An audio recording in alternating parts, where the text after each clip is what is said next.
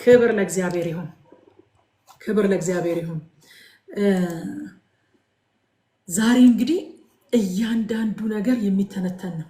እያንዳንዱ ነገር ግን በቃ የዕብራውያን ጸሐፊ እንዳለው ሁሉን ባነሳቸው በቃ ጊዜ አይበቃኝም እንዳለው ሁሉን ብንተነትነው ጊዜ አይበቃንም እንጂ በጣም ብዙ የሚተነተኑ ነገሮች አሉ። ግን ብዙ ጊዜ ከቤተክርስቲያን መድረክ የምንሰማቸውንና ከመረዳታችን ብዙ ያራቁትን ነገሮች አለፍ አለፍ እያልናቸው ግን ዋና ዋና ሐሳቦችን አዲስ ኪዳናዊ ይዘታቸውን እነዚህ ነገር እናያለን ማለት ነው።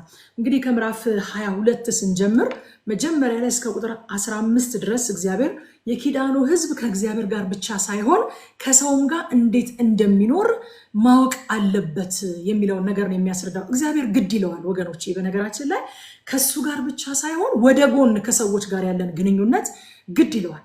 ሰዎችን በተመለከተ የምናደርገው ነገር ፍትሃዊ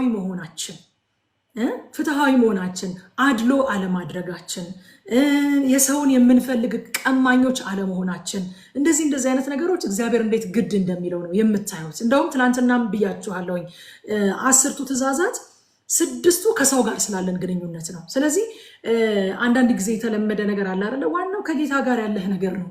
ዋናው ከጌታ ጋር ያለሽ እኔ ጌታ ልቤን ያውቃል፣ ጌታ ልብህን ያውቃል። በቃ የምንባባለው ነገር አለ። አይ ጌታ ልብህን ያውቃል፣ ግን አክሽንህ ሰዎች ላይ እያደረገ ያለውንም ነገር ደግሞ ማየት ይፈልጋል። የሰዎችን ልብ እየሰበረ ነው። ምናልባት እኮ በቃ አንዳንድ ሰው የሰውን ልብ ስብር የሚያደርግ ነገር ይናገርና ልቤን ጌታ ነው የሚያውቀው ይላል። እንደዛ አይደለም። መጽሐፍ ቅዱስ እንደዛ አይልም። ከጎን ካለው ሰው ጋር ስላለ ግንኙነት እግዚአብሔር በጣም ግድ ይለዋል። እሱም እንዲሰምር ይፈልጋል። ሰዎች በአንተ እንዲጠገኑ፣ ሰዎች ከአንተ ንግግር ጸጋን እንዲካፈሉ አይደለም። ለቤዛ ቀን የታተማችሁበትን ቅዱሱን መንፈስ አታሳዝኑ የሚለው ኤፌሶን ላይ ያለው ቃል ምንድነው የሚለው? አታሳዝኑና ከአንደበታችሁ የሚወጣው ቃል እንደሚያስፈልግ በጸጋ የተቀመመ ሌላውን የሚያንጽ ይሁን እንጂ ክፉ ቃል ከቶ ከአንደበታችሁ አይውጣ ይላል። ያ የሚወጣው ክፉ ቃል እኮ መንፈስ ቅዱስን የሚያሳዝነው በቀጥታ አይደለም። ሌላውን ሰው ስንጎዳ፣ ሌላውን ሰው ስናሳዝን፣ የሌላውን ሰው ልብ ስንሰብር፣ ሌላን ሰው ዲስከሬጅ ስናደርግ፣ ተስፋ እንዲቆርጥ ስናደርግ፣ እንደዛ ስናደርግ መንፈስ ቅዱስ ስለሌላው ሰው እኮ ነው የሚያዝነው፣ ስለራሱ አይደለም የሚያዝነው። ስለዚህ ከአንደበታችሁ የሚወጣው ቃል በጸጋ የተቀመመ ይሁን ይለናል። እግዚአብሔር ከጎናችን ካሉ ሰዎች ጋር ያለን ግንኙነት በጣም ግድ ይለዋል። ለዛ ነው 10 ትእዛዝ ሰጥቶ 6ቱ ወደ ጎን ነው፣ 4ቱ ወደ ላይ ነው። በይበልጥ ግድ ይለዋል። እንደውም ለምን ካላችሁ እኛ የምናደርገው ማናቸውም ክፉ ነገር ሰማይ ደርሶ እግዚአብሔርን አይጎዳው። ኢዮብን ኤሊሁ እንደዛ አለው። እስኪ ራስን ተመልከት አለው። እግዚአብሔር እላይ ሰማይ ላይ ነው ያለው፣ አንተ ደግሞ ታች ምድር ላይ ነው ያለው አለው። እና ክፉ ነገር ብታደርግ፣ አንተ ኃጢአትን ብታደርግ ማንን የምትጎዳ ይመስልሃል አለው። ማለት is too far። በአንተ ኃጢአት በአንተ ክፋት ለመጎዳት እግዚአብሔር በጣም ሩቅ ነው። ከዛ በጣም የራቀ ነው እግዚአብሔር። ኃጢአትህ የሚጎዳው ከጎንህ ያለውን ሰው ነው ማለት።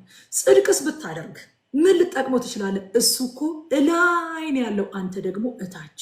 ጽድቅህም የሚጠቅመው ከጎንህ ያለውን ሰው ነው። ስለዚህ ከሰዎች ጋር ያለንን ግንኙነት ሰዎችን እንዴት አድርገን እንደሆነ አፕሮች የምናደርጋቸው፣ እንዴት ዲል እንደምናደርግ ከነሱ ጋር ያለንን ነገር እግዚአብሔር ያያል። እኔን ጠቀማችሁኝም የሚለው ባልንጀራችንን ስንጠቅም ነው። ወደ በኋላ ላይ እንመጣበታለን። ለባልንጀሮቻችን የምናደርገው ከጎናችን ላለው ሰው ጋር የምናደርገው ነገር እግዚአብሔር አደረጋችሁልኝ ይላል። ወገኔ የሚል ቃል ቅድም አላያችሁም? ወገኔ ይላቸዋል። እና ወገኔን አትጨቁ ነው፣ ወገኔን አታሳዝነው። ካለቀሰ እኔ መሐሪ ነኝና እሰማዋለሁ፣ ከዛ ፈርድብሃለሁ ይላል። አዎ በቀጥታ ሰንበቴን አልሻርክም። አዎ በቀጥታ ሌላ ማለክት አላመለክም። አዎ በቀጥታ የተቀረጸ ምስል በቤት አላኖርክም። አዎ በቀጥታ ስሜን በከንቱ አልጠራህም። እነዚህ 4 ነገሮች አላደረክም። ነገር ግን ወገኔን፣ ድሃህን፣ አጠገብህ ያለውን ባልንጀራህን እሱን ስታሳዝነው ካለቀሰ ከጮኸ እሰማዋለሁ፣ እኔ መሐሪ ነኝና አዲሱ መደበኛ ሩህሩህ ነኝና ይላል። ሩህሩህ ነኝና እኔ እሰማዋለሁ ይላል። ክብር ለኢየሱስ ይሁን። ሃሌሉያ። ከዛ በኋላ የሚፈጠሩትን ችግሮች እንዴት መፍታት እንዳለባቸው እግዚአብሔር የመፍትሄ ሐሳብ ዝቅ ብሎ ይሰጣቸዋል። ከበቀል ይልቅ በአጠቃላይ ብታዩት ክፍሉን የሚሰጣችሁ ሴንስ ምንድነው? ከበቀል ይልቅ ካሳንና ነገሮችን መልሶ ማስተካከልን እንደ መፍትሄ አድርገው እንዲወስዱ ያበረታታቸዋል። እንዲህ የተበደለ ሰው ካለ በዳዩ እንደዚህ ይካስ፣ ተበዳዩ ለመበቀል አይነሳ፣ ይልቁንም በዳዩ እንደዚህ ይካስ እንደዚህ ይክፈል እንደነበረ አድርጎ ያስተካክልለት። ሪስቶሬሽን ነው እግዚአብሔር የሚያምነው። ከበቀል ይልቅ ሪስቶሬሽንን እንደ መፍትሄ እንዲወስዱት ይነግራቸዋል። በቀደምን ብያቸዋለሁኝ አይደለ? ባጠናነው ክፍል ላይ እግዚአብሔር እንዴት በሪስቶሬሽን እንደሚያምን ስለተበላሸው ነገር ማስተካከል የሚቻልበት መንገድ እኛ እጅ ላይ ካለ ከንስሐ ጋር አብሮ ያንን ማስተካከያ መስጠት ያስፈልጋል ተባብለናል አይደለ? ሉቃስ 19 ከቁጥር 7 እስከ 9 ድረስ ጌታ ኢየሱስ ክርስቶስ ዘኬዎስ ቤት ሲገባ ምን አሉ? ሁሉም አይተው ከኃጢአተኛ ጋር ሊውል ገባ ብለው አንጎራጎሩ ይልና ዘኬዎስ ግን ቆሞ ንስሐ መግባት ብቻ አይደለም፣ ጌታ ሆይ ይቅር በለኝ፣ ጌታ ሆይ ሁለተኛ አላደርግም ምናምን ማለት ብቻ ሳይሆን ዘኬዎስ ግን ቆሞ ጌታ ሆይ አለው፣ ካለኝ ሁሉ እኩሌታውን ለድሆች እሰጣለሁ፣ ማንንም በሐሰት ከስሼ እንደሆንኩኝ 4 እጥፍ እመልሳለሁ። አያችሁ፣ ሪስቶሬሽን ማለት ይሄ ነው። ነገሩን ማስተካከል ማለት ይሄ ነው። ሃሌሉያ። ስለዚህ ከበቀል ይልቅ ማድረግ ያለብን ምንድነው? መምረጥ ያለብን ምንድነው? ማካካስን፣ ሪስቶር ማድረግን፣ ማስተካከልን፣ እንደነበረ ማድረግን። 4 እጥፍ መቀጣት በነገራችን ላይ በብሉይ ኪዳን ያለ ሕግ ነው። የሰረቀ ሌባ ሲሰርቅ 4 እጥፍ አድርጎ ይመልስ ይላል እና ዘኬዎስ መስረቁን አመነ። ማመን ብቻ ሳይሆን ደግሞ 4 እጥፍ አድርጌ ይመልሳለሁ አለ። ዳዊት ካስታወሳችሁ ነቢዩ ናታን መጥቶ ስለዛች በግ ከድሃው ብብት ውስጥ ስለተሰረቀችው በግ ሲነግረው አንድ ድሃ ነበረ፣ በብብቱ የምትተኛ ከዋንጫው የምትጠጣ ከማዕዱ የምትበላ እንደ ልጁ አድርጎ የሚንከባከባት አንድ በግ ነበረችው። አንድ ባለጠጋ ደግሞ መንጋ ነበረው። ከዛ እንግዳ ሲመጣበት ከመንጋው ማረድ ሳሳና የዛን ድሃ አንዲት ያችን እንደ ልጁ የሚወዳትን በግ ወስዶ አረደበት ሲለው ይህ የሞት ልጅ ነው፣ ስለወሰዳት በግ 4 እጥፍ። አያችሁ፣ ለሌባ የተወሰነ የብሉይ ኪዳን ሕግ ነው። 4 እጥፍ 4 እጥፍ። ሃሌሉያ። መንፈሴ ላይ አንድ ነገር መጥቶ ቁጭ አለ። አሁን ይህንን ቃል እሰጣችኋለሁ። የተሰረቀባችሁ ነገር በጌታ በኢየሱስ ክርስቶስም 4 እጥፍ ወደ እናንተ ይመለስ። ሌባው የሰረቀውን ነገር ሰላማችሁን ቢሆን፣ ጤንነታችሁን ቢሆን፣ ንብረታችሁን ቢሆን በምንም አይነት መልኩ ከናንተ ቤት ከናንተ ህይወት መንፈሳዊ ህይወታችሁን ቢሆን፣ የቃል ጥማታችሁን ቢሆን፣ የጸሎት ትጋታችሁን ቢሆን፣ የአገልግሎት ፍቅራችሁን ቢሆን፣ ለቤተ ክርስቲያን ያለ ቅናታችሁን ቢሆን፣ ለጌታ ያላችሁን ተነሳሽነት ቢሆን፣ እሳታችሁን፣ መቀጣጠላችሁን፣ ማንኛውንም የሰረቀውን ነገር በህጉ መሰረት በጌታ በኢየሱስ ስም አሁን በመጣው ቃል 4 እጥፍ ይመለስ። ትጋት 4 እጥፍ ይመለስ። በኢየሱስም እሳት 4 እጥፍ ይመለስ። የተሰረቀ የተወሰደ ነገር በጌታ በኢየሱስም 4 እጥፍ ይመለስ። በቃ ሃሌሉያ፣ ሃሌሉያ። ኢየሱስ ጌታ ነው። እኛ ወንጌላውያን ወንጌል አማኞች በሬማ ቃል እናምናለን። ሬማ ሆኖ ከመጣ አሁን አልጻፍኩትም አላሰብኩትም፣ ግን ሌባ በቃ እንደ ህጉ የሰረቀውን ነገር ራሱን ብቻ አይደለም ይመልሰው፣ አንድ አይደለም ይመልሰው፣ ከሰረቀ 4 እጥፍ አድርጎ ይመልሳል። ኢየሱስ ጌታ ነው። 4 እጥፍ ይመለስላችሁ። አሜን በሉ። 4 እጥፍ ይመለስላችሁ። ያጣችሁት ነገር ድሮ እኮ ነበረኝ የምትለው ድሮ እኮ ነበረኝ፣ ድሮ እኮ በቃ ቀናት፣ ድሮ እኮ ፓሽኔ፣ ድሮ እኮ መቀጣጠሌ፣ ድሮ እኮ ባይብል ስተዲ እንዴት እንደምወድ ጸሎት የተባለበት አልጠፋም ነበረ፣ በቃ እንደዚህ ያደርግ ነበር ብላችሁ ድሮ እኮ ያላችሁት አሁን ግን የተሰረቀባችሁ። ሌባው መስረቅ ነው ስራው፣ ሊሰርቅ ሊያርድ ሊያጠፋ ይመጣል እንጂ ስለሌላ ስለምንም አይመጣም ብሏል ጌታ ኢየሱስ ክርስቶስ። ሌባ ደግሞ 4 እጥፍ እንደሚመልስ ብሉይ ኪዳን ላይ ብቻ ሳይሆን አዲስ ኪዳን ላይም አይተናል። ዘኬዎስ የወሰድኩትን ነገር 4 እጥፍ እመልሳለሁ ነው ያለው። በጌታ በኢየሱስ ስም ይኸው በበቀል ቅባት እግዚአብሔር ያስወጣችሁ፣ 4 እጥፍ ይመለስላችሁ። ነበረኝ የምትሉት ነገር አሁን ግን ፈልጋችሁ ያጣችሁት፣ ሰው ላይ ስታዩ የምትቀኑበት፣ ሰው ሲጸልይ እኔም እኮ እንዲጸልይ ነበረ፣ ሰው የእግዚአብሔርን ቃል ሲያጠና እኔም እኮ እንዲነበርኩኝ የዳንኩኝ ጊዜ ያኔ ምናምን እያላችሁ የምታወሩት ነገር ከዚህ ቀን ጀምሮ በኢየሱስ ስም 4 እጥፍ ተመለሰ። ሃሌሉያ።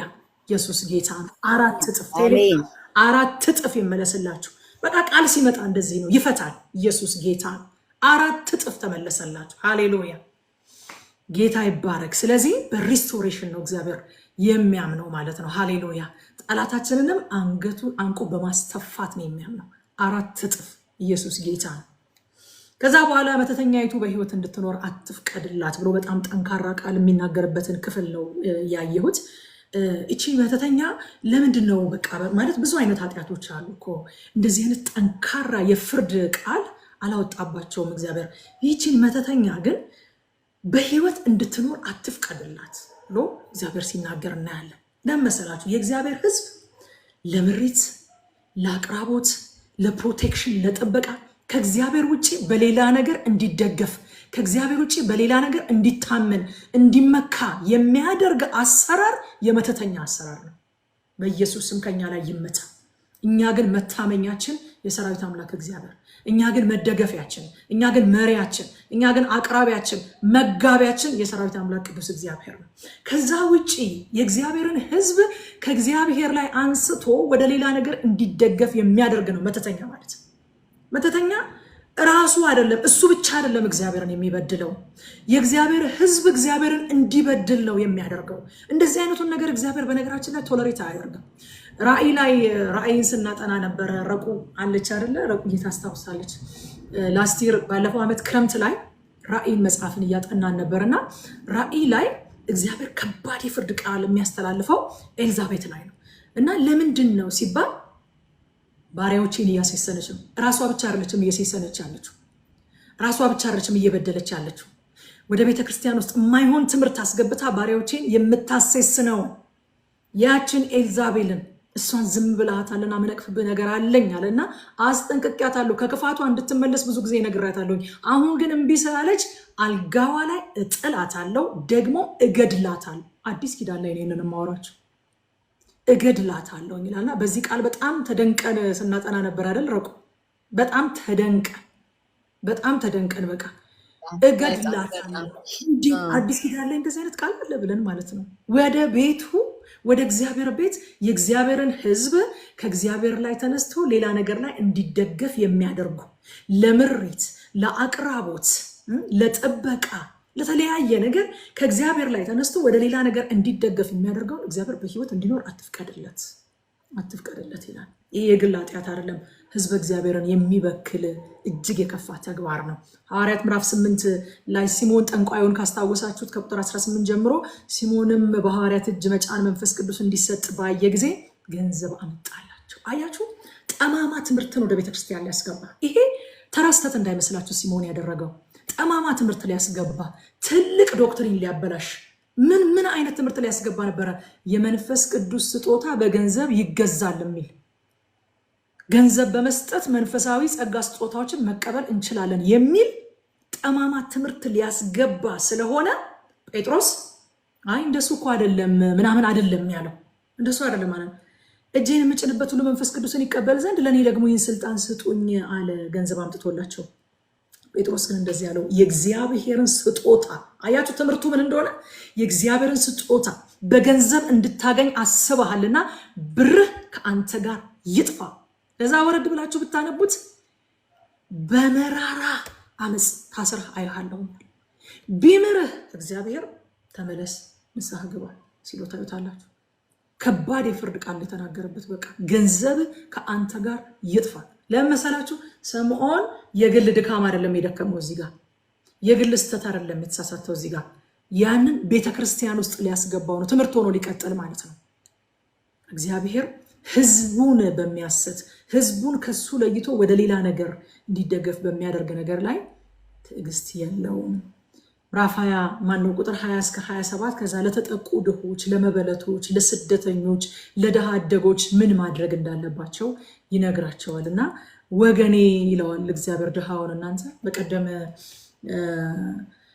ፓስተር ሰለሞን አበበ ገብረ መድኅንን ታውቁታላችሁ። በጣም እጅግ የተወደደ የቤተክርስቲያን በቃ በዚህ ዘመን ካሉ አእማዶች መካከል አንዱ የሆነ በጣም የተወደደ የእግዚአብሔር አገልጋይ ነው ፓስተር ሰለሞን አበበ። ሀሎት ቤተክርስቲያን መጽሐፍ ያስመርቅ ነበረ፣ ድፍርስ ጅረቶች የሚልና እዛ ተገኝቼ ምርቃቱ ላይ ትልቅ መጽሐፍ ነው የጻፈው። እና መጽሐፉ ስለምን እንደሆነ ታውቃላችሁ? ስለ ድሆች ነው የጻፈው። ለምን ካላችሁኝ ያለ መጽሐፍ ቅዱስ ላይ ስለ ድሆች እግዚአብሔር ከ2000 ጊዜ በላይ አጽፏል አለ። ስለ ድሆች ከ2000 ጊዜ በላይ ጥቅስ ተጽፏል አለ። እና አንድ ወይንም ሁለት ወይንም ሶስት ቦታ ላይ የተጠቀሰን ነገር አንስተን ለራሳችን፣ ለአካሄዳችን፣ ለኑሯችን፣ ለጥቅማችን፣ ለስሜታችን የሚደግፍ ሆኖ ከተገኘ ሙሉ መጽሐፍ ቅዱስ ስለሱ እንደሚያወራ አድርገን እናወራለን ወገኖች። ሙሉ መጽሐፍ ቅዱስ እግዚአብሔር በነገራችን ላይ ኤምፋሲስ ሲሰጥ ወይንም ደግሞ ትኩረት አድርጎ ያንን ነገር በስፋት ሲዳስስ በአጋጣሚ ወይንም ተሳስቶ ሳይሆን በስፋት መዳሰስ ስለፈለገ ነው። ሁለቴ ወይንም ሶስት ጊዜ አንስቶት ከተወውም ሁለቴ ወይንም ሶስቴ ብቻ አንስቶ መተው ፈልጎ ነው። ኢንቴንሽናሊ ነው፣ ሆን ብሎ ነው። ስለዚህ እግዚአብሔር አትኩሮት ያልሰጠው ነገር ላይ እኛ ስለተመቸን አትኩሮት ሰጥተን እግዚአብሔር ደግሞ ትኩረት ሰጥቶ 2000 ጊዜ ያጻፈውን ነገር እንዳልተጻፈ አድርገን ዘለን ማለፉ ይሄ ለመጽሐፍ ቅዱሳችን ታማኝነት አይደለም። ታማኝነት አይደለም። በቃ እግዚአብሔር ኤምፋሳይዝ ያደረገውን ኤምፋሳይዝ አደርጋለሁ። እግዚአብሔር ደግሞ ላይትሊ ቀለል አድርጎ ጠቀስ አድርጎ ያለፈውን ነገር ጠቀስ አድርጎ አልፋለሁ። አሁን ባነሳላችሁ በጣም ትገረማላችሁ። ሁለቴ ወይንም ሶስቴ ብቻ ተጠቅሰው መጽሐፍ ቅዱሳችን ላይ ግን ሙሉ መጽሐፍ ቅዱስ ስለዛ እንደሚያወራ አድርገን ክርር አድርገን የምንይዛቸው ነገሮች አሉ። እግዚአብሔር ስለ ድሃ አደጉ፣ ስለ መበለቷ፣ ስለ ስደተኛው እንደው ስደተኛ እንደነበር ከአንተ ራስህ አትርሳ ይለዋል። ስለተጠቁት ራሳቸውን መከላከል ስለማይችሉ በጣም ግድ ይለዋል። እግዚአብሔር በጣም ያጽፋል። እንደውም ከእግዚአብሔር አፍ የማይጠፉ 2 ሰዎች ጥራ ብባል አለ አንዱ ድሃ አደግና መበለት ናቸዋል። ከእግዚአብሔር አፍ አይጠፉም። ለምን እንደሆነ ታውቃላችሁ? ትላንትና በጣም የሚገርም ጊዜ ነበረኝ።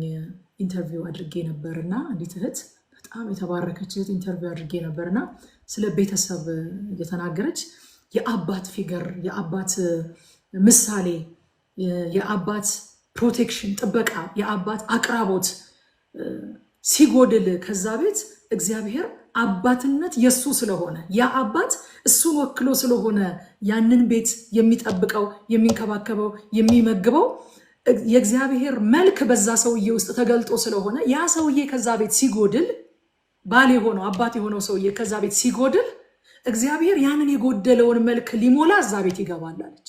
ሃሌሉያ ሃሌሉያ። ያንን የጎደለውን መልክ ሊሞላ። ለዚህ ነው ድሃ አደግና መበለት የጎደለው ያ መልክ በቤታቸው ስለሌለ ከእግዚአብሔር አፍ አይጠፉም። እና እግዚአብሔር ለተጠቁ ለድሆች፣ ለመበለቶች፣ ለድሃ አደጎች፣ ለስደተኞች ምን ማድረግ እንዳለባቸው ይነግራቸዋል ማለት ነው። ማቴዎስ 25 ላይም ጌታ ኢየሱስ የተናገረውን ምሳሌ ካስታወሳችሁ ተርቤ አላበላችሁም፣ ተጠምቼ አላጠጣችሁኝም፣ እንግዳ ሆኜ አልተቀበላችሁኝም ሲላቸው፣ ታርዤ አላለበሳችሁኝም፣ ታምሜ ታስሬ አልጠየቃችሁኝም ሲላቸው፣ ጌታ ሆይ ተርበ ወይስ ተጠምተ ወይስ እንግዳ ሆነ ወይስ ታርዘ ወይስ ታመ ወይስ ታስረ መቼ አይተንህ አላገለገልንህም ይሉታል አለ። ያን ጊዜ እውነት እላችኋለሁ ከሁሉ ከሚያንሱ ከነዚህ ለአንዱ ስላደረጋችሁት ለኔ ደግሞ ስላላደረጋችሁት ለኔ ደግሞ አላደረጋችሁትም ይላል። እግዚአብሔር እንደኛ ሰው አይደለም። ርቦት ቤታችን ምግብ ሊጠይቀን አይመጣም። እግዚአብሔር እንደኛ ሰው አይደለም፣ አይታረዝም። አልብሱኝ ይለናል፣ ግን በማን በኩል? ወገኔ ይለዋል ድሃው። እኛ ወገኔ ብለን ልንጠራው የምንጸየፈውን ድሃውን እግዚአብሔር ምን ይለዋል? ወገኔ። ከጮኸ ካለቀሰ እሰማዋለሁ፣ አትጨቁኑ፣ በፍርድ አታዳላበት ይላል እግዚአብሔር። ግድ ይለዋል። በአቅምም ሆነ በአድቫንቴጅ። አንዳንድ ጊዜ ዲስአድቫንቴጅ የሆኑ ሰዎች አሉ አይደለም? በቃ እድል ፊቷን ያዞረችባቸው ሰዎች አሉ። በአቅምም በእድልም ከኛ ለሚያንሱና መልሰው ሊከፍሉን ለማይችሉ ሰዎች የምናደርገውን ነገር እግዚአብሔር ያያል፣ ደግሞ ሪዋርድ ያደርጋል፣ ይሸልማል። ያያል፣ ሪዋርድ ያደርጋል እግዚአብሔር። አያቸው ወገኖቼ፣ እኛ ብዙ ጊዜ መስጠት የምንወደው መልሶ ሊሰጠን ለሚችል ሰው ነው። የምናበድረውም ሊከፍለን ለሚችል ሰው ነው። መጽሐፍ ቅዱስ ግን ሊከፍልህ ከማይችል ነገር ግን ሊበደርህ ከሚወድ ሰው ፊትህን አትመልስ ይላል። ጴጥሮስም ምን ከዓለማዊ የተለየ ምን የተሻለ ነገር የተለየ ነገር አድርጋችኋል እናንተ ይላል። እነሱ እኮ የሚወዷቸውን ይወዳሉ፣ ለሚሰጣቸው ይሰጣሉ፣ ለሚከፍላቸው ያበድራሉ። እናንተ ምን የተለየ ነገር አድርጋችኋል ይላል። እግዚአብሔር ግን እንደዚህ ይላችኋል፣ እኔ አዲስ ነገር አልጠየኳችሁም። በተማራችሁት ምህረት በስደት ስትኖሩ እኔ ምህረት እንዳደረግኩላችሁ ምንም የማታደርጉልኝን ምንም የማትጠቅሙኝን ሰማይ ዙፋኔ ምድር እግሬ መረገጫ ነው። ምንም የማትጠቅሙኝን ሰዎች እኔ እንዳዳንኳችሁ ስደተኛ እንደነበራችሁ አትርሱ። እኔ ያደረግኩላችሁ ራሱን መልሳችሁ አድርጉ። አዲስ ነገር አይደለም የምጠይቃችሁ ይላቸዋል። ወደ እኔ ቢጮህ መሐሪ ነኝና እሰማዋለሁ ያለው በጣም ልቤ ይነካል። ያዕቆብ 1:27ም ካስታወሳችሁ ንጹህ የሆነ ነውርም የሌለበት አምልኮ በእግዚአብሔር አብ ዘንድ ይህ ነው፣ ወላጆች የሌላቸውን ልጆች ባልቴቶችንም በመከራቸው መጠየቅ፣ በዓለምም ከሚገኝ እድፍ ሰውነቱን መጠበቅ ይላል። ሃሌሉያ። እዛ በኋላ ቁጥር 28 ላይ የሕዝብህን አለቃ አትርገም አትስደብ ይላል። የሕዝብህን አለቃ አትርገም አትስደብ። ይህንን ቃል ሐዋርያው ጳውሎስ ሐዋርያት ሥራ ምዕራፍ 23 ላይ ጠቅሶታል። እንደዚህ ይላል። ከቁጥር 3 ጀምሮ ላንብበው። በዚያን ጊዜ ጳውሎስ የሕዝብን አለቃ ማለት ነው እንደዚህ ያለው፣ አንተ በኖራ የተለሰነ ግድግዳ እግዚአብሔር አንተን ይመታ ዘንድ አለው። አንተ በሕግ ልትፈርድብኝ ተቀምጠሳለህ፣ ያለ ሕግ እመታ ዘንድ ታዛለህን አለው። በአጠገቡ የቆሙትም የእግዚአብሔርን ሊቀ ካህናት ትሳደባለህ አሉት። ጳውሎስም ወንድሞች ሆይ ሊቀ ካህናት መሆኑን ባላውቅ ነው በሕዝብ አለቃ ላይ ክፉ ቃል አትናገር ተብሎ ተጽፏል። ከዚህ ከዘጸአት ምዕራፍ 22 ላይ ነው ወስዶ እንደዚህ ተብሎ ተጽፏል ብሎ የተናገረው ማለት ነው። ወገኖቼ በቃ እኛ መርህ ይበልጥብናል፣ እግዚአብሔር ያለን ይበልጥብናል። ከስሜታችን ይልቅ ከሁኔታ ይልቅ የእግዚአብሔር መርህ በጠበቅነው ልክ የራሱ በረከት አለው። ቅዱሳንን ከበረከት የሚያጎድል በዚህ ዘመን ልክ እንደ ፋሽን ሰው ሁሉ እየተቀባበለ የሚያደርገው ነገር ምን እንደሆነ ታውቃላችሁ? የሕዝብ አለቆችን መስደብ ሙያ አድርጎ ሰው ሁሉ የያዘው ነገር ማለት ነው። የሕዝብ አለቆችን መርገም ሙያ አድርጎ ሰው ሁሉ የያዘው ነገር በቃ ልክ በቀደም የዕብራውያን ሴቶች ይለያሉ እንዳልነው እኔና እናንተ ግን እንለያለን። በጌታ በኢየሱስ ስም ይሄ እርግማን ከኛ ላይ ይሰበር። በቃ የሕዝቤን አለቃ የሕዝብ አለቃን አትርገም ተብሎ ተጽፏል። አትርገም ብቻ አይደለም፣ ክፉ ቃልን አትናገር፣ በሕዝብህ አለቃ ላይ ክፉ ቃል አትናገር ተብሎ ተጽፏል ብሎ ሐዋርያው ጳውሎስ ይቅርታ ጠየቀ። ይቅርታ ጠየቀ። ባላውቅ ነው አለ፣ ሳላውቅ ነው። እኛ ሲያወቅን የምናደርገው እግዚአብሔር ምሕረት ያብዛል። በእውነት እግዚአብሔር ምሕረት ያብዛል። ለምን ነገራችን ይያዛል? ለምን ከጌታ ጋር እንተላለፋለን?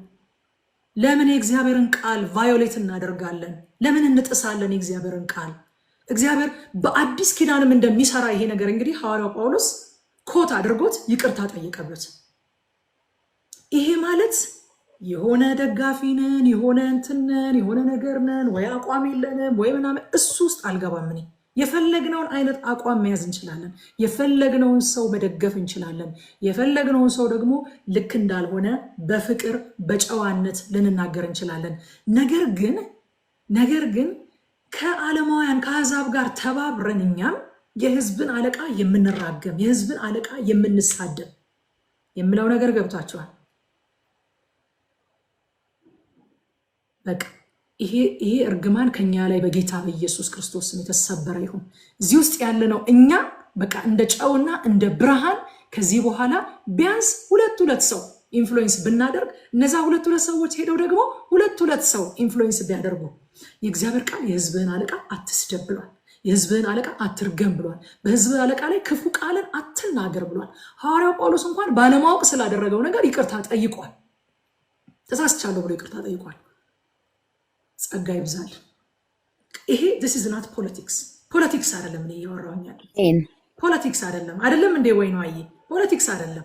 የእግዚአብሔርን ቃል ነው በቃ እየተናገርን ያለ ነው። ሐዋርያው ጳውሎስ ኮት አድርጎ ይቅርታ የጠየቀበትን ጉዳይ ነው እያልን ያለ ነው። በቃ ጌታ ሆይ ምሕረት አድርግልኝ፣ እስከዛሬ ድረስ በማወቅም ባለማወቅም በቃ የሕዝቤን አለቃ በተራገምኩበት፣ በሕዝቤ አለቃ ላይ ክፉ ቃልን በተናገርኩበት፣ በተሳደብኩበት ነገር ሁሉ ምሕረት አድርግልኝ። ሲጀምር ስድብ የእግዚአብሔር ሕዝብ ባህሪም አይደለም። በነገራችን ላይ እየተናገርኩት ያለሁት ነገር አሁን የበረከት መንገድ ነው። አንዳንዶቻችን በቃ በቂ ምክንያት አለኝ ብለን ልናስብ እንችላለን። ከሐዋርያው ጳውሎስ ትበልጣላችሁ በቂ ምክንያታችሁ ያለምንም ነገር መልካም ስለማድረጉ ኢየሱስ ክርስቶስ ተነስቷል ብሎ ስለመስበኩ ነው ታስሮ በሸንጎ ቆሞ ያለ ፍርድ እየተመታ ያለው ማለት ነው። ቄሳርን እኮ በቄሳር ዘመን የኖሩ ሰዎች ናቸው እኮ እነዚህ ሰዎች። የሕዝብን አለቃ አትርገም ሲሉ እኮ በተመቻቸ የፖለቲካ ምህዳር ስለነበሩ አይደለም የሕዝብን አለቃ አትስደብ ያሉት። መርህ ስለሆነ መርሁ ለቄሳርም አፕላይ ይደረጋል፣ ለሄሮድስም አፕላይ ይደረጋል። መርህ ነው። አበቃ አይቀያየርም። እግዚአብሔርን አምነን ነው የምናደርገው። እግዚአብሔርን ተስፋ አድርገን ነው የምናደርገው። ኢየሱስ ጌታ ነው። መርህ ስለሆነ ነው ይህንን ጠበቅ አድርጌ የተናገርኩት ማለት ነው። ከዛ ምዕራፍ 23 ላይ ስለ ሐሰት ወሬና ስለ ሐሰት ምስክርነት ይሄ ብዙሃንን ተከትሎ ውሸት ላይ ስለመተባበር ማጆሪቲ ያለውን ነገር እኔ ብቻዬን ምን አመጣለሁኝ ብለን እሺ አዎ ልክ ነው የማለትን ነገር የመስማማትን ነገር እግዚአብሔር ሲኮንን እናያለን። ብዙሃንን ተከትለን ከውሸት ጋር አንተባበር ወገኖቼ። የፍትህ ወገን እንሆን፣ እውነትን በፍቅር እንናገር። ክርስትናን አንድ ሰው አንድ ጊዜ ክርስትናን በስዕል ሳሉት ተባለ አሉና ውድድር ተደረገ። ክርስትናን በስዕል ስሎ መወዳደር እና በደንብ የሚገልጠው ሰው ያሸንፋል ይሸለማል ተባለና አንድ ስዕል አሸነፈ። ምን መሰላችሁ? ያ ስዕል ትልቅ ወራጅ ውሃ ወደ ታች እየተንደረደረ ይወርዳል። አንዲት ትንሽ አሳ ወደ ላይ በወራጅ ውሃው ላይ ለመዋኘትና ለመውጣት ትሞክራለች። አያችሁ፣ ክርስትና ማጆሪቲው ወደሚፈስበት የምንሄድበት ህይወት አይደለም። አብዛኛው ሰው ያጸደቀውን ነገር የምናጸድቅበት ህይወት አይደለም። አንተና እግዚአብሔር ማጆሪቲ ናችሁ። እኔና እግዚአብሔር ማጆሪቲ ነን። የድምፅ ብልጫ ጉዳይ አይደለም። የአምላኬ ድምፅ ከብዙ ውሆች ድምፅ ይበልጣል። የአምላኬን ድምፅ ተከትዬ ድምፄን ሳሰማ የኔና የእሱ ድምፅ ማጆሪቲ ነው። ሃሌሉያ። ስለዚህ እግዚአብሔር ምንድን ነው የሚለው? በቃ ብዙሃንን ተከትለህ በሐሰት አትፍረድ፣ የሐሰት ወሬን አታባዛ ይላል ማለት ነው። ኤፌሶን ምዕራፍ 4 ቁጥር 15 ነገር ግን እውነትን በፍቅር እያያዝን በነገር ሁሉ ወደ እርሱ ራስ ወደሚሆን ወደ ክርስቶስ እንደግ ይላል። እውነትን በፍቅር መግለጥ፣ በቃ ልክ ያልሆነውን ነገር እውነትን በፍቅር መግለጥ። እኔና እግዚአብሔር ማጆሪቲ ነን እያላችሁ በቃ ይሄንን ያዙት እሺ። በውስጣችሁ ብዙ ሰው የተስማማበትን ነገር የእግዚአብሔር መንፈስ ኖ ሲላችሁ እንደ እግዚአብሔር ቃል እንዳልሆነ ስታስታውሱ እኔና እግዚአብሔር ማጆሪቲ ነን። እኔና እግዚአብሔር የድምፅ ብልጫ አለን። እኔ ስደመር ከእግዚአብሔር ጋር አብዛኛው እንሆናለን። ኢየሱስ ጌታ ነው። ከዛ ለጠላቶች ቸርነት አሳይ እኔን ምሰል ይለዋል። በቃ ለጠላቶች ቸርነት አሳይ። የባልንጀራህ በሬ ወድቆ ብታገኘው አግዘው። የባልንጀራህ አህያ ከሸክሙ በታች ወድቆ ካገኘኸው ኢትስ ፓርት ኦፍ ኢት። በቃ የጻድቅ ነፍስ ለእንስሳ ይራራል ይላል። እኔ እንስሳ በጣም ስለምወድ መስሏቸው ጓደኞቼ ብዙ ጊዜ ይህን ጥቅስ ስናገር ለራሴ ያደላው ይመስላቸዋል። እንስሳ በጣም ነው የምወድ። የጻድቅ ነፍስ ለእንስሳ ይራራል እላቸዋለሁ። እና አህያው ከሸክሙ በታች ወድቆ ብታገኘው ደግፈው፣ ፈጽመህ እርዳው። ፈጽመህ እርዳው ማለት ዝም ብለህ ሞከር አድርገህ ትተህ ሂድ ማለት አይደለም። ፈጽመህ እርዳው ማለት ችግሩ ሶልቭ እስኪደረግ ድረስ አብረኸው ሆነ አህያውን ከሸክሙ ላይ አንስተህ እስኪቆም ድረስ ፈጽመህ እርዳው፣ ከልብህ እርዳው ይላል። ከዛ ሰንበትን ለጥቅማቸው ሲሰጣቸው እናያለን። እረፍት ይሆንላችሁ ዘንድ።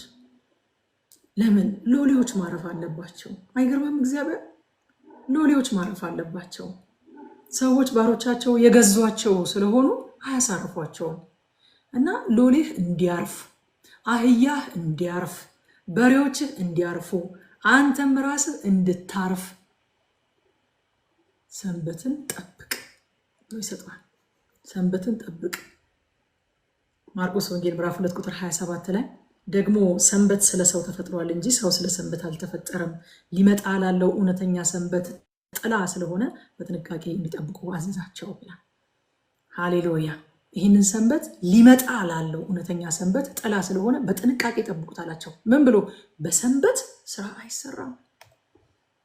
አቤት ይሄ ነገር የገባው ሰው ዛሬ በኢየሱስ ስም በእውነት በሰንበት ስራ አይሰራም። በክርስቶስ ከሆነ በኋላ ሰው ስራ አይሰራም። ስራ አይሰራም ማለት የእምነት ስራ አላልኩኝም። ስላመንን የምንሰራውን አላልኩኝም። በክርስቶስ ከጸደቀ በኋላ ለመጽደቅ አይሰራም ሰው። ለምን? ሰንበት ነው። በቃ ሃሌሉያ። ክርስቶስ ሰንበታችን ነው ብለን የለ? ክርስቶስ ውስጥ ከገባችሁ በኋላ ሰንበት ነው። ስራ አይሰራም። ለመጽደቅ አይሰራም። የእግዚአብሔርን ፌቨር፣ የእግዚአብሔርን ፍቅር፣ የእግዚአብሔርን ማዳን ለማግኘት፣ ጽድቅን ለማግኘት አይሰራም። ሰንበት ነው። ክርስቶስ ሰንበታችን ነው። ሃሌሉያ። ጌታ ይባረክ። ዕብራውያን 4 ላይ እንግዲያስ የሰንበት ረፍት ለእግዚአብሔር ሕዝብ ቀርቶላቸዋል። ወደ ረፍቱ የገባ እግዚአብሔር ከስራው እንዳረፈ እርሱ ደግሞ ከስራው አርፏልና ይላል። ትናንትና ማይተነዋል። ከዛ በኋላ በጣም ያስደነቀኝ ክፍል መልአኬን እሰዳለሁ በፊታችሁ ወደ ተስፋ ወደ ገባሁላችሁ ምድር እንዲያገባችሁ መልአኬን ከፊታችሁ እሰዳለሁ አለ እግዚአብሔርና እሰዳለሁ ከማለቱ በላይ በጣም ያስደነቀኝ ተጠንቀቁ፣ ኃጢአትን ብትሰሩ ይቅር አይላችሁም አለ። ይቅር አይላችሁም። አያችሁ ወገኖቼ፣ ሰው ሲያምስ የሚበድለው እግዚአብሔር ነው። ተበዳይ እግዚአብሔር ነው። አያችሁ፣ ይቅር የማለትም ማንዴት ያለው እግዚአብሔር ነው። ለምን? መልአኩ አልተበደለማ። ሲያምፁ የሚያምፁት እግዚአብሔር ላይ ነው። ማንኛውም ሰው ኃጢአትን ሲያደርግ ሲያምፅ የሚያምፀው እግዚአብሔር ላይ ነው። የተበደለ እግዚአብሔር ነው። ተበዳይ እግዚአብሔር ቁጭ ብሎ ከእግዚአብሔር ውጭ የሆነ የትኛውም አካል ይቅርታን ማድረግ አይችልም። ስለዚህ ይቅርታ የማድረግ ስልጣን የለውም እሱ። ተጠንቀቁ፣ ይቅር አይላችሁም እሱ ይላቸዋል ማለት ነው።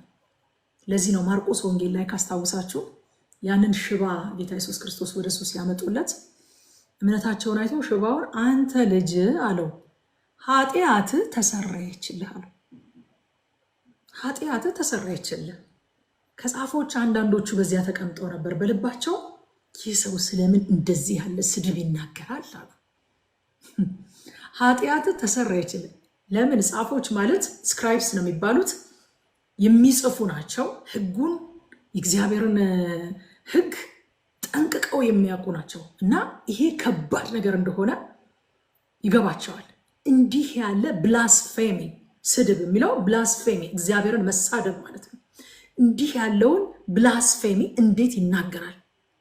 እንዴት ስትሏቸው ቁጥር 7 ላይ ከአንዱ ከእግዚአብሔር በቀር ኃጢአትን ሊያስተሰሪ ማን ይችላል? አያችሁ፣ መልአኬ ከፊት ይሄዳል፣ ኃጢአትን እንዳታደርግ ያጠፋሃል። እሱ ይቅር ማለት አልተሰጠውም። አሁን እሺ አንድ ነገር ምሳሌ ልስጣችሁ። በመንገድ ላይ ህግ ለማስከበር የቆሙ የፖሊስ አባላት አሉ አይደለም? እነዚህ የፖሊስ አባላት የተሰጣቸው ያጠፋውን ሰው ወደ ህግ የማቅረብ ስልጣን፣ ሌሎች የህግ አካላት ደግሞ አሉ በፍርድ ቤት በተለያየ የስራ ድርሻ ውስጥ ያሉ፣ እነሱም ደግሞ እንዳጠፋ ነው ጥፋት የመቅጣት የተሰጣቸው ማንዴት ህጉን የማስከበርና ጥፋተኛውን የመቅጣት ነው የተሰጣቸው ማንዴት። የመማር ማንዴት የላቸውም። ይቅር የማለት ማንዴት የላቸውም። ለምን ካላችሁ ባለቤት አይደሉም። ባለቤት ነው ይቅር የማለት መብት ያለው። ስለዚህ አሁን ምን ይላቸዋል ጌታ ኢየሱስ ክርስቶስ እዚህ ጋር? ኃጢአትህ ተሰረየችልህ አላቸው። ማለት አልጋን ተሸክመ ሂድ ማለት እኮ ቀላል ነገር ነበር። የቱ ይቀላል አላቸው። አልጋን ተሸክመ ሂድ ማለት እኮ አቅቶኝ አይደለም እንደዚህ ያልኩት፣ እግዚአብሔር እንደሆንኩ እንድታውቁ ስለፈለኩኝ ነው። አያችሁ፣ እነሱ ያውቃሉ ከአንዱ ከእግዚአብሔር በቀር ኃጢአትን ሊያስተሰሪ ማን ይችላል ብለው አሰቡ። ወዲያውም ኢየሱስ በልባቸው እንዲህ እንዳሰቡ በመንፈሱ አውቆ እንዲያላቸው በልባችሁ ይህን ስለምን ታስባላችሁ? ሽባውን ኃጢአትህ ተሰረየችልህ ከማለት ወይስ ተነሳ አልጋህን ተሸከምና ሂድ ከማለት ማናቸው ይቀላል? ነገር ግን ለሰው ልጅ በምድር ላይ ኃጢአትን ሊያስተሰሪ ስልጣን እንዳለው እንድታውቁ። አያችሁ፣ ኃጢአትን የማስተሰሪ ስልጣን ያለው እግዚአብሔር ነው። እግዚአብሔር እንደሆንኩ እንድታውቁ ሽባውን አንተ እልሃለሁ ተነሳ አልጋህን ተሸከምና ወደ ቤትህ ሂድ አለው። ኃጢአትን ይቅር ማለት የእግዚአብሔር ብቻ ነው። እግዚአብሔር ብቻ ነው ይቅር ማለት የሚችለው። መላእክት ኃጢአትን ይቅር ማለት አይችሉም። እግዚአብሔር ብቻ ነው ኃጢአትን ይቅር ማለት የሚችለው። ምክንያቱም ይሄ ልዩ የባለቤትነት መብት ይጠይቃል። ይሄ ዋና ተበዳይ መሆን ይጠይቃል። ተበዳይ እግዚአብሔር ነው፣ ባለቤት እግዚአብሔር ነው። ያመጽነው በእግዚአብሔር ላይ ነው። ይቅር ሊለን የሚችለውም እግዚአብሔር ብቻ ነው። ከዛ በኋላ እውነተኛ አምልኮ የሚያመጣውን በረከት ይነግራቸዋል። እግዚአብሔርን ብቻ በእውነትና በመንፈስ የማምለክን በረከት አቅራቦት እንደሚኖራቸው፣ ጤንነት፣ ሙሉ ዘመን የዕድሜህን ቁጥር እሞላዋለሁ ይላቸዋል። ጥበቃ አደርግልሃለሁ፣ ሞገስ እሰጥሃለሁ፣ ማስፈራቴን በፊትህ አወጣለሁኝ። በእውነትና በመንፈስ እግዚአብሔርን ማምለክ ወገኖቼ በረከት አለው፣ በረከት አለው። ሃሌሉያ፣ በረከት አለው። የዕድሜህን ቁጥር እሞላዋለሁኛል። ጥንፍፍ አድርገህ እግዚአብሔር የሰጠህን ዕድሜ ኖረህ ትሄዳለህ ይላል። ሰው ሁሉ የሚሞተው ቀኑ ደርሶ አይደለም። በነገራችን ላይ እንደው በዚያው አጋጣሚ ቲፕ አድርጌ ማለፍ የምፈልገው ሰው ሲሞት በቃ ሁሉ ጊዜ ቀኑ ደርሶ ነው ይባላል አይደለ? በተለምዶ ሁሉ ሰው ግን ቀኑ ደርሶ አይደለም የሚሞተው። ይገርማችሁ ዳዊት እንደዛ ብሏል፣ በእድሜ እኩሌታ አትውሰደኝ አለ። አያችሁ በእድሜያቸው እኩሌታ የሚሄዱ ሰዎች አሉ። የተሰጠን ዓላማ ደግሞ በሙሉ የእድሜያችን ቁጥር የምንሰራው ነው የተሰጠን ፐርፐዝ። ያ ቁጥር ሳይሞላ ሄደን ማለት ደግሞ ፐርፐዛችንን ሳንጨርስ ሄደን ማለት ነው። ፐርፐዛችንን ከጨረስን በነገራችን ላይ ቁጥር አይደለም። ባለፈውም ተነጋግረናል። እስጢፋኖስ ፐርፐዙን ጨርሶ ነበረ፣ ዓላማውን ጨርሶ ነበረ። ጌታ ኢየሱስ ክርስቶስ በ33 ዓመቱ ሲሄድ ዓላማውን ጨርሶ ነበረ። የእድሜህን ቁጥር እሞላዋለሁ ማለት የተለካልህን ፐርፐዝህን ለመጨረስ የሚበቃ ጊዜ ተብሎ የተሰጠህን እሱን እሞላዋለሁ፣ ዓላማህን ሳትጨርስ አትሰበሰብም ማለቱ ነው። ጌታ ይባረክ። በእድሜያችሁ እኩሌታ አትሄዱም። አሜን በሉ። በእድሜያችሁ እኩሌታ አትሄዱም። እግዚአብሔር የዘመናችሁን ቁጥር ይሞላዋል። እግዚአብሔር በእናንተ የጀመረውን ይጨርሳል። በቃ በጣም ደስ የሚለኝ ቃል አለ ዘካርያስ ላይ በመንፈሴ ነው እንጂ በኃይልና በብርታት አይደለም አለና እግዚአብሔር ከዛ ይህንን ቤት አለ የዘሩባቤል ልጆች ጀምረውታል፣ የዘሩባቤል ልጆች ይጨርሱታል። በጌታ በኢየሱስ ስም እግዚአብሔር በእናንተ እጅ የጀመረው ነገር እናንተ በእድሜያችሁ እኩሌታ ሄዳችሁ ሌላ ሰው አይጨርሰው። በመንፈስ ቅዱስ ኃይል ሆኖ ነገር ግን በእናንተ እጅ ይጠናቀቃል። ሃሌሉያ ጌታ ይባረክ። በእግዚአብሔር ኃይል ሆኖ ግን በማን እጅ? በእኔ እጅ የጀመረውን እግዚአብሔር በእኔ እጅ ይጨርሰዋል። በመንፈሴ ነው አለና ግን የዘሩባቤል እጅ እንደጀመረው የዘሩባቤል እጅ ይጨርሰዋል። ጌታ ይመስገን። ከዛ ቁጥር 30 ላይ በጣም የሚያስገርም ቃል ይናገራል። ነገር ግን እስክትበዛ ምድርን እስክትወርስ ድረስ በጥቂት በጥቂት ነው አሕዛብን ማባረርልህ ይለዋል። አሕዛብን ከፊት አባረራቸዋለሁኝ ይላል። ጠላቶችን ጀርባቸውን ብቻ እንዲያሳዩ አደርጋለሁኛል። ጀርባቸውን ብቻ። ለምን ጀርባውን አሳየ ማለት እኮ ጠላት እየሸሸ ነው ማለት ነው። በቃ ባጭር ቃል እንዲሸሹህ አደርጋለሁኛልና ነገር ግን ሁሉንም አንድ ጊዜ አላባረራቸውም ማለት። ለምን ካልክ እንዴ አንተ ጥቂት ነህ ገና ሙሉ ለሙሉ አንተ ኦኮፓይ ልታደርገው ስለማትችል ሙሉ ለሙሉ ልትይዘው ስለማትችል ስፍራውን ሰዎች ለቀውት ከሄዱ አራዊቶች ይገቡበታል ቦታው ላይ። ስለዚህ ይጠብቁልህ እያለሙ እየተንከባከቡ አራዊት እንዳይወርሰው እያደረጉ ይጠብቁልህ። እስከ መቼ? አንተ እስክትበዛ እስክትጠነክር ድረስ። ወዳጆቼ ዛሬ ይህንን ክፍል እያነበብኩት አንዳንዱ ነገር በጠላቶቻችን እጅ ያለው እኛ እስክንበዛና እስክንጠነክር ነው። ለካ እኔ ያንን የመሸከም አቅም እስኪኖረኝ ነው። ለካ እኔ ያንን የመሙላት አቅም እስኪኖረኝ ድረስ ይሆን በጠላታችን እጅ ያለው። እግዚአብሔር ከኛ አስበልጦት ለጠላታችን ሰጥቶት ሳይሆን እንዲጠብቅልን እኛ እስክንበዛ እኛ እስክንጠነክር። ሃሌሉያ። ይሄ አይደገምም። በቃ ወስዳችሁታል፣ ዝም ብላችሁ ውሰዱት እና ከዛ በኋላ ከአሕዛብ ጋር ኪዳን አታድርግ ይለዋል። ለምን ሲለው ወጥመድ ይሆኑብሃል፣ ወጥመድ ይሆኑብሃል። ብዙ ሰው አይገባውም ይሄ ነገር። ለምን እንደማይገባችሁ ታውቃላችሁ? ወጥመድ አይገባማ። ወጥመድ ማለት እኮ ሲጀመር ስውር ነገር ነው። በግልጽ የተቀመጠ ነገር ወጥመድ ይባላል እንዴ? አይባልም። ስውር ስለሆነ ግልጽ ስላልሆነ አይገባንም። ብዙ ጊዜ ከማያምን ሰው ጋር ከአሕዛብ ጋር እንደዚህ ምናምን ነገር ስንባል አይገባንም፣ አንደርስታንድ አናደርገው። ምክንያቱም ወጥመድ ስውር ስለሆነ ግልጽ ስላልሆነ። ከታየማ ግልጽ ከሆነማ ምኑን ወጥመድ ሆነ? እግዚአብሔር አንተ በማይገባህ መልኩ አንደርስታንድ ላታደርገው ትችላለህ። ስውር ስለሆነ አደራረጉ ግን ወጥመድ ይሆኑብሃል። ያ ወጥመድ ደግሞ ምን ያደርጋል? እኔን እንድትበድል ያደርግሃል። እኔን እንድትበድል እግዚአብሔር እንድትበድል ስውር የሆነ አሰራር አለ። በማይመች አካሄድ ከማያምኑ ጋር መጠመድ ስውር የሆነ አሰራር አለው። እግዚአብሔርን እንድንበድል የሚያደርግ ማለት ነው። የደከመ ወንድማችሁ ብዙም መንፈሳዊ ነገሩ ያላደገው ወንድማችሁ ግን በአባታችሁ መንፈስ የሚነዳው እሱ ይብለጥባችሁ። አንደኛ ቆሮንቶስ 6:14-15 ከማያምኑ ጋር በማይመች አካሄድ አትጠመዱ። ጽድቅ ከአመፃ ጋር ምን ተካፋይነት አለው? ብርሃን ከጨለማ ጋር ምን ህብረት አለው? ክርስቶስ ከቤልሆር ጋር ምን መስማማት አለው? ወይስ የሚያምን ከማያምን ጋር ምን ክፍል አለው ይላል። የማይመች አካሄድ። አንዳንድ ሰው እንዱ በቃ በገዛ ማስተዋሉ በጣም ይደገፋል። እኔ ራሴ እንዴት እንጠብቃቃለሁኝ? ሃይማኖት የግል ሀገሬ ጋራ እንትን የግል እንትን የጋራ ይሄዳለሁ፣ ሻይ እንጠጣለን፣ እንደዚህ እናደርጋለን፣ እንደዚህ እናደርጋለን። ወደ እንትን ስትመጣ ግን አትንኩኝ እላቸዋለሁ ምናምን። አትሳቱ ይላል እግዚአብሔር ቃል። የፈጠራችሁ እግዚአብሔር፣ የሰራችሁ እግዚአብሔር፣ ከምን ከምን እንደሰራችሁ ምን እንደሆነ ድካማችሁ የሚያውቅ እግዚአብሔር የሰራዊት አምላክ እንደዚህ ይላችኋል፣ አትሳቱ። ክፉ ባልንጀርነት መልካሙን አመል ያጠፋል። እውነት ነው። ክፉ ባልንጀርነት መልካሙን አመል ያጠፋል። እኔ ወደ ጌታ እንደመጣው ጋሽ ንጉሴ ቡልቻ ዩጎ ቤተክርስቲያን ሲያስተምሩን የሰጡት ምሳሌ አረሳውም።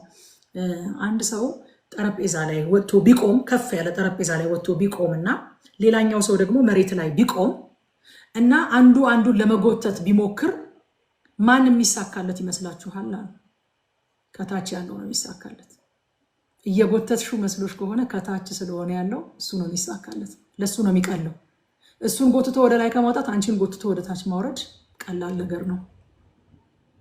ለምን? አሳፍ እንደተናገረው እነሱ ቁልቁለት ላይ ነው ያሉት። ወደ ቁልቁለት ሰውን መጎተት ይቀላል። ጥበብ ያብዛላችሁ እግዚአብሔር። ጥቂት ነገር ነው ለጠቢብ የሚሰጠው። እግዚአብሔር ያብዛላችሁ ይሄንን የሰማነውን ነገር። እዛ ምዕራፍ 24 ላይ ወደ እግዚአብሔር ኑ አለ እግዚአብሔር። ከዛ ግን በሩቅ ስገዱ አለ። ከዛ ሙሴ ብቻ ይቅረብ አለ። አያችሁ፣ ወደ እግዚአብሔር ኑ አለና በሩቁ ስገዱ፣ ሙሴ ብቻ ይቅረብ ደግሞ ይላል። እስራኤል ያልቻለችውን እኛ ግን በክርስቶስ ሆነን መቅረብ ሆነልን። ሃሌሉያ ሃሌሉያ። በቃ ዲማንዱን አሳየ። የቅድስናውን ልክ፣ የቅድስናውን ልቀት ማንም ሊቀርበው እንደማይችል አሳየ እግዚአብሔር እዛ ቦታ ላይ። ለምን? ወደፊት የሚመጣውን አቅራቢ በጣም አፕሪሼት እንድናደርገው፣ ያቀረበንን ኢየሱስን፣ ወደ እግዚአብሔር ያስገባንን ኢየሱስን በጣም አፕሪሼት እንድናደርገው፣ በጣም አመስጋኞች እንድንሆን፣ በጣም እንድንደነቅ፣ እንዴት ገባን እዚህ፣ እንዴት አስገባን ብለን በጣም ግሬትፉል እንድንሆን ብሎ አሳያቸው። የማይቻል እንደሆነ አሳያቸው።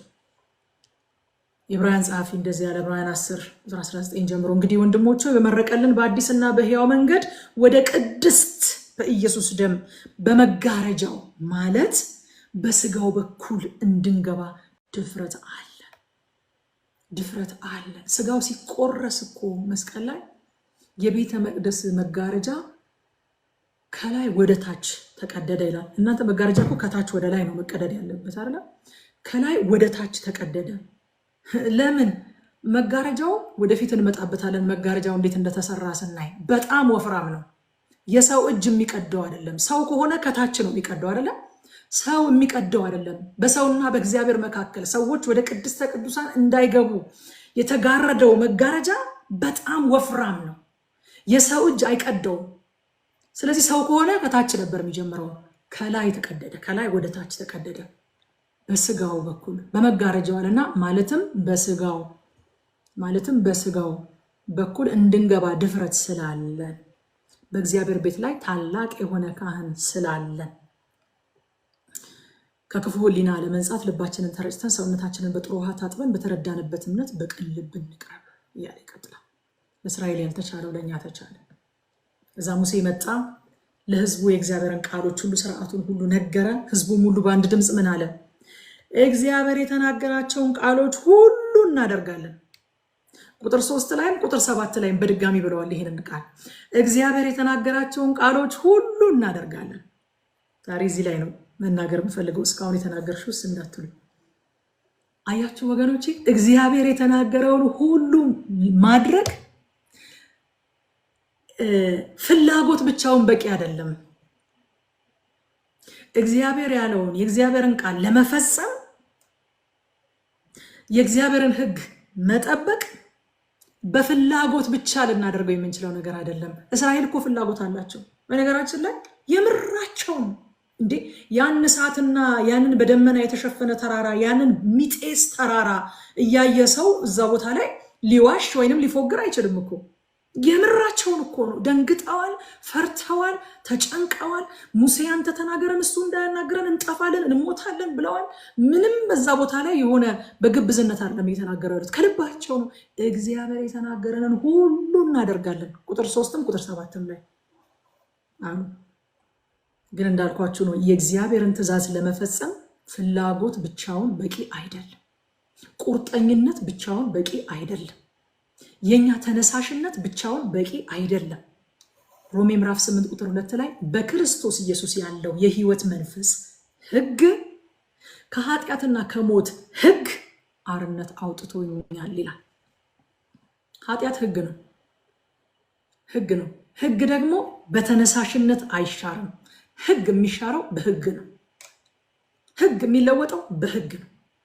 ስለዚህ ሐዋርያው ጳውሎስ ከኃጢአትና ከሞት ህግ ጳውሎስ እንዴት ወጣህ ስትሉት በጣም ፍላጎት ስለነበረኝ፣ በጣም ቆራጥ ሰው ስለሆንኩኝ፣ በጣም ጨካኝ ሰው ስለሆንኩኝ፣ የውሳኔ ሰው ስለሆንኩኝ አይላችሁም።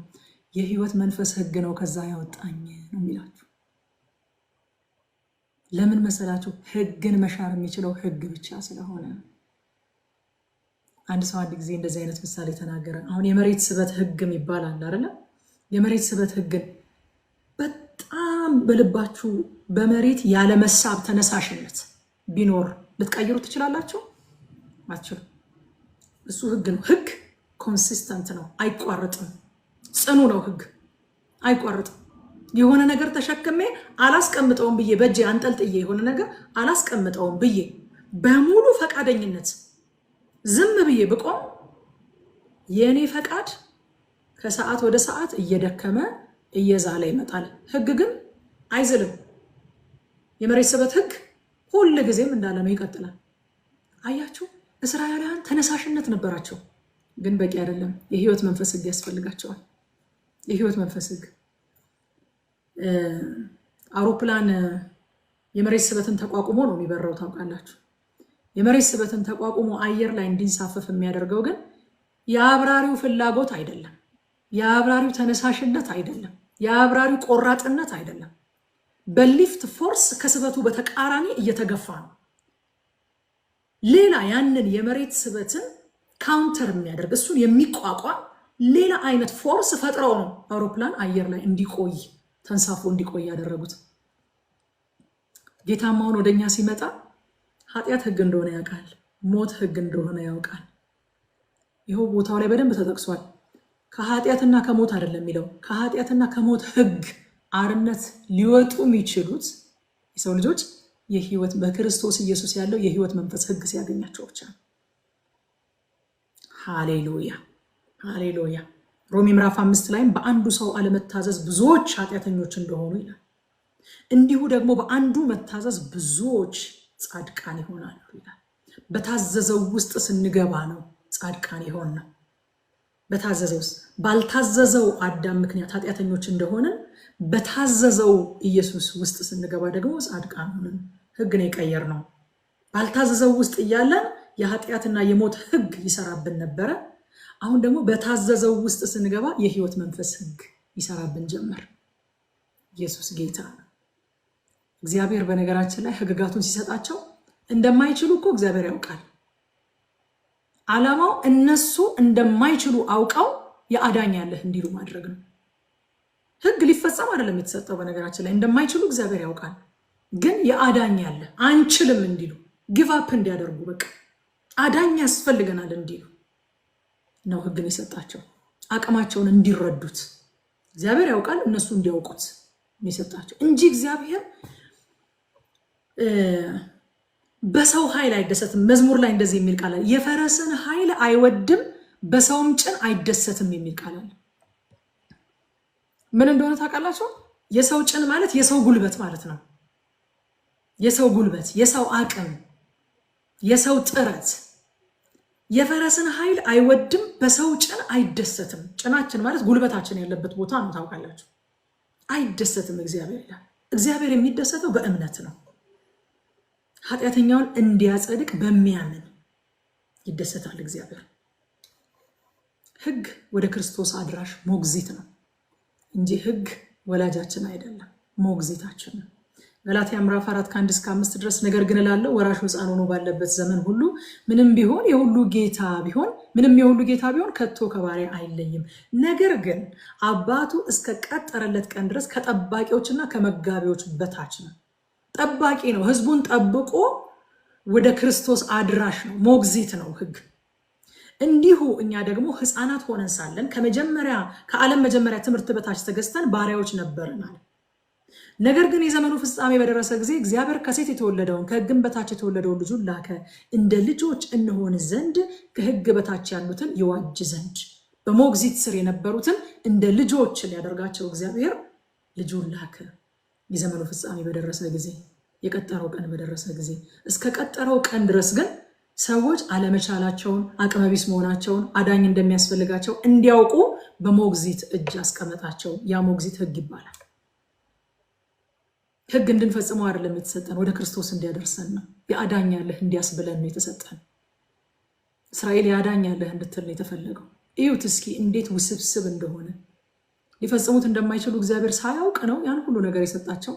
ያውቃል፣ እነሱ እንዲያውቁ ስለፈለገ ነው እንደማይችሉ። ቁጥር 18 ላይ ሙሴ ወደ ደመናው ውስጥ ገባ፣ ወደ ተራራውም ወጣ። ሙሴም በተራራው ላይ 40 ቀንና 40 ሌሊት ቆየ ይላል። ይሄ እንግዲህ የመጀመሪያው ልዕለ ተፈጥሯዊ ወይም ሱፐርናቹራል ፋስቲንግ የምንለው የተካሄደበት ቦታ ነው። ሁለተኛው 40 ቀን ኤልያስን የጾመው፣ ሶስተኛው ደግሞ የአዲስ ኪዳኑ ሙሴ ኢየሱስ ክርስቶስ ነው 40 ቀንና 40 ሌሊት የጾመው ማለት ነው። ይሄ ሱፐርናቹራል ይሄ ማንም ሰው ብድግ ብሎ 40 ቀንና 40 ሌሊት የሚደግመው ነገር ሳይሆን ሱፐርናቹራል የሆነ ነገር ነው። ለምን ካላችሁ የእግዚአብሔርን ሕልውና የእግዚአብሔር ክብር ውስጥ በሙላት ነበር የነበሩት። ሶስቱንም ካያቸዋቸው በተለየ ሁኔታ በእግዚአብሔር ክብር ሙላት ውስጥ ስለነበሩ ምግብ ብቻ ሳይሆን ውሃም አላስፈለጋቸውም ነበር። ሰው ያለ ውሃ ስፔሻሊ ያለ ውሃ 40 ቀን ሊቆይ አይችልም። ግን በእግዚአብሔር የክብር ሙላት ውስጥ ስለነበሩ በተለየ ሁኔታ ሱፐርናቹራል የሆነ ጾም ሊያደርጉ ችለዋል ማለት ነው። የእግዚአብሔር ክብር ወገኖቼ ሁሉን ይሞላል፣ ደግሞ ሁሉን ያስጥላል። ጴጥሮስን ታስታውስታላችሁ አይደለ? በዛ የመለወጥ ተራራ ላይ ጌታ ኢየሱስ ክርስቶስ ይዟቸው ወጥቶ ያዕቆብን እሱንና ዮሐንስን ጴጥሮስና ዮሐንስን ይዟቸው ወጥቶ በፊታቸው ተለወጠና መልኩ አበራ። ልብሱ በምድር ላይ ያለ አጣቢ ሊያነጻው እስከማይችል ድረስ ነጭ ሆነና ጴጥሮስ በጣም አሜዝድ ሆነ፣ በጣም ተደነቀና ጌታ ሆይ አለ፣ በዚህ መሆን ለእኛ መልካም ነው አለ። ኤልያስና ሙሴ ቀርቦ ሲያነጋግሩት አየና ለአንተ አንድ ድንኳን፣ ለሙሴ አንድ ድንኳን፣ ለኤልያስ አንድ ድንኳን እንስራና በቃ እዚህ ነው፣ በዚህ መሆን ለእኛ መልካም ነው አለ። አያችሁ የእግዚአብሔር ክብር። ለእኛ አንድ ድንኳን አላለም ጴጥሮስ። ለራሱ አላሰበም። በቃ ክብሩ አስረሳው። በቃ አስረሳው። ድንኳን እንደሚያስፈልገው አስረሳው። በዚህ መሆን ለእኛ መልካም ነው አለ። የእግዚአብሔር ክብር ሁሉን ይሞላል፣ ሁሉን ያስጥላል። ያ ብቻ አይደለም፣ ደግሞ በእግዚአብሔር ክብር ውስጥ ስንቆይ እርካታ ብቻ ሳይሆን መለወጥ የሚባልም ነገር አለ። አንዳንድ ጊዜ በጣም በስሜታችን ከፍ እንልና የእግዚአብሔር ክብር ነበረ፣ በእግዚአብሔር ክብር ውስጥ ነበርኩኝ፣ የእግዚአብሔር ክብር ነካኝ እንላለን። ሪሊ የእግዚአብሔር ክብር ሲነካን ግን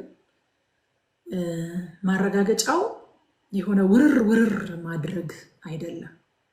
የእግዚአብሔር ክብር ውስጥ ገብተው የወጡ ተለውጠው ነው የሚወጡት። ሙሴ እንኳን ሲወጣ ሕዝቡ ፊቱን ማየት ስለማይችሉ ስለነበረ የፊቱ ቁርበት ያንጸባርቅ ስለነበረ በፊቱ ላይ መጋረጃ ያደርግ ነበረ ይላል። ይሄ እንግዲህ ብሉይ ኪዳን ሁሉ ነገሩ ፊዚካል ስለሆነ ነው። በአዲስ ኪዳን ደግሞ ሰው በእውነተኛ የእግዚአብሔር ክብር ውስጥ ከዋለ፣ በእውነተኛ የእግዚአብሔር ክብር ውስጥ ከቆየ መለወጥ ግድ ይለዋል። እንደውም ዋና ማሳያው መለወጣችን ነው። ኤፌሶንን አንብቤ ይጨርሳሉ። ማነው ሁለተኛ ቆሮንቶስ 3:17-18 አንብቤ ይጨርሳለሁ። ጌታ ግን መንፈስ ነው አለ። የጌታ መንፈስ ባለበት በዚያ አርነት አለ። እኛም ሁላችን በመጋረጃ በማይከደን ፊት የጌታን ክብር እንደ መስተዋት እያብለጨለጭን መንፈስ ከሚሆን ጌታ እንደሚደረግ ያን መልክ እንመስል ዘንድ ከክብር ወደ ክብር እንለወጣለን። ሃሌሉያ! ያን መልክ እንመስል ዘንድ ከክብር ወደ ክብር እንለወጣለን። በእግዚአብሔር ክብር ውስጥ ውለናል ካልን፣ የእግዚአብሔር ክብር በስፍራው ተገኝቷል ካልን፣ የእግዚአብሔር ክብር ነክቶኛል ካልን በአንድ ነገር ማረጋገጥ እንችላለን፣ እንለወጣለን። ምን እንሆን ዘንድ ነው የምንለወጠው? እንደ ሙሴ ቁርበታችን ያብረቀርቅ ዘንድ ነው? አይደለም። መንፈስ ከሚሆን ጌታ እንደሚደረግ እዛ ቦታ ላይ የተገኘው ያ መንፈስ እንደሚያደርገው እንደሱ አደራረግ ያን መልክን መስል ዘንድ ሰዓሊዎች ሲስሉ አይታችኋል። መጀመሪያ ላይ ገና ስኬች ሲያደርጉ ቅርጹን ብቻ ሲያወጡ ምን እንደሆነ ራሱ የሚስሉት ነገር አታውቁም። ከጊዜ ወደ ጊዜ እየተሳለ ስዕሉ እየተሟላ ሲመጣ የኔን ፎቶ አስቀምጦ ከሆነ የሚስለው ሲጀምረው ምን እንደጀመረም ማታውቁትም ነበረ። ግን እየሳለው ሲመጣ የኔን ፎቶ እየመሰለ በሙላት እኔን ወደ መምሰል ይመጣል። አያችሁ፣ በእግዚአብሔር ክብር ውስጥ ጊዜ ስናሳልፍ መንፈስ ቅዱስ እንደራሱ አደራረግ ማለት ነው። ሰዓሊው በራሱ አደራረግ ነው አይደለ? ይሄ መንፈስ የሚሆን ጌታ እንደ አደራረጉ እየሳለን ያን መልክን መስል ዘንድ ከክብር ወደ ክብር እንለወጣለን። ክብር ለኢየሱስ ይሁን። ሃሌሉያ። በዚህ በቃሉ ማዕድ ዙሪያ የተሰበሰባችሁ እናንተ ወገኖች፣ እኔም እህታችሁ ጭምር ያን መልክን መስል ዘንድ በቀን ከክብር ወደ ክብር ይለውጠን። በቃ ዝም ብሎ አስለቅሶን የሆነ ነገር ውርር አድርጎን ደስ ብሎን ልባችን ድው ብሎ ይሄ በእውነት ኪሳራ ነው። የእግዚአብሔርን መንፈስ መጥቶ ልቤን ድው አድርጎት ብቻ ይሄድ። ሰማይና ምድርን ያስዋበው መንፈስ ቅዱስ ተገኝቶ ውርር አድርጎኝ ብቻ ይሄድ። አንድ ሰው ምን አለ አንድ ጊዜ፣ ስጋ እንኳን መሬት ላይ ወድቆ ሲነሳ አፈር ይዞ ይነሳል አለ። የእግዚአብሔር መንፈስ ነክቶኝ እንዴት ነው ምንም ይዤ ማልነሳው? እንዴት ነው ምንም ማልለወጠው? የነካኝ እግዚአብሔር መንፈስ ነው ወይ ብሎ መጠየቅ የመጀመሪያው ነው። ሁለተኛው ደግሞ ሲነካኝ እኔ ራሴ መለወጥን በሚሻ ልብ ነው ወይ እየተነካሁኝ ያለሁት? መለወጥን በሚሻ በቃ ጌታ ሆይ ከመጣ ከተገኘ በመካከላችን ከተገኘ መንፈስ ክብርህ ከተገለጠ በቃ ሳትለውጠኝ አልውጣ ነው እንጂ ማለት ያለብን። ምንም ነገር በእውነት ምንም ነገር ወርዝ አያደርግም። የእግዚአብሔር መንፈስ ተገኝቶ እንደው ምን ጠይቁኝ ቢለን ምን ልንጠይቀው እንችላለን? ያንን መልክ ያስመስለን እንጂ። ሃሌሉያ። ከመጣ አይቀር ያንን መልክ ያስመስለን። ከተገኘ አይቀር፣ ክብሩ ከተገለጠ አይቀር፣ ወደ ክብሩ ከገባን አይቀር፣ በቃሉ ማዕድ ዙሪያ ከተሰበሰብን አይቀር ስሜታችን ተኮርኮሮ አንሂድ ወገኖቼ። ሰዓሊው ይሳለን፣ የልጁን መልክ ያስመስለን። ከትላንት ይልቅ ዛሬ ልጁን እየመሰልን እየመጣ ነው ይባላል እኮ አይደለ? ስዕሉ እየታየ አይገርምም? እየመጣ ነው ግን ይባላል። እየመጣች ነው ግን እንባል እንጂ እየመሰለ ነው፣ አሁን እየመሰለ ነው ይባል እንጂ። ኢየሱስ ጌታ ነው። የእግዚአብሔር መንፈስ ይህንን ያደርግልን፣ ይህንን ያደርግላችሁ። ክብር ለጌታ ይሁን። ወዳችኋለሁ ወገኖች፣ እወዳችኋለሁ።